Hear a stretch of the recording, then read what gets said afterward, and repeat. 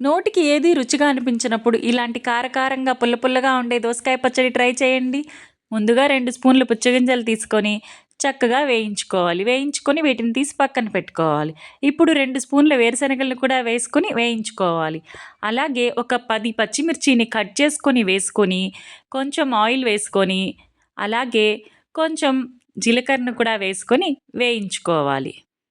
చూడండి, ఈ విధంగా అయితే వేయించుకుంటే ఈ విధంగా వేగిన తర్వాత పక్కన పెట్టేసుకోవాలండి. అలాగే 2 టొమాటోను కూడా కట్ చేసుకొని ఇందులో వేసుకోవాలి. ఇప్పుడు కొంచెం ఆయిల్‌ని కూడా వేసుకోవాలి. అలాగే ఒక చిన్న ఉల్లిపాయని కట్ చేసుకొని వేసుకోవాలి. అలాగే ఒక 7, 8 వెల్లుల్లి రెబ్బల్ని కూడా వేసుకోవాలి. అలాగే ముందుగా కట్ చేసి పెట్టుకున్న ఒక దోసకాయ పూర్తి ముక్కల్ని ఇందులో వేసుకొని చక్కగా మగ్గనివ్వాలి ఒక 5 నిమిషాల పాటు. ఇది మగ్గిన తర్వాత పక్కన పెట్టుకొని ఇప్పుడు రోట్లో మనం ముందుగా వేయించి పెట్టుకున్న పుచ్చగింజలను వేసుకొని, అలాగే రుచికి తగినంత సాల్ట్ కూడా వేసుకొని దంచుకోవాలి.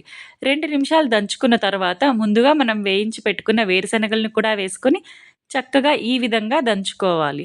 ఈ విధంగా దంచుకున్న తర్వాత మనం ముందుగా వేయించి పెట్టుకున్న పచ్చిమిర్చిని కూడా వేసుకొని చక్కగా దంచుకోవాలి. ఇలా కొంచెం సేపు దంచుకున్న తర్వాత పూర్తిగా మెదిగిన తర్వాత ఇందులో మనం కొంచెం చింతొక్కును కూడా వేసుకొని చక్కగా దంచుకోవాలి. ఇప్పుడైతే మనం ముందుగా ఏదైతే మగ్గిచ్చి పెట్టాం కదండీ! ఈ టొమాటో, అలాగే వెల్లుల్లి, ఉల్లి, అలాగే దోసకాయ ముక్కల్ని కొంచెం కొంచెం వేసుకుంటూ చక్కగా దంచుకోవాలి. అంతేనండి, మన టేస్టీ పుల్ల పుల్లని, కారంగా ఉండే దోసకాయ పచ్చడైతే రెడీ అయిపోయింది. మీరు కూడా ఖచ్చితంగా ట్రై చేయండి. చాలా బావుంటుందండి. ఖచ్చితంగా ట్రై చేయండి. నా ఛానల్‌ని చక్కగా సబ్స్క్రైబ్ చేసుకోండి. నా వీడియోస్‌నన్నిటిని చూడండి. Thank you.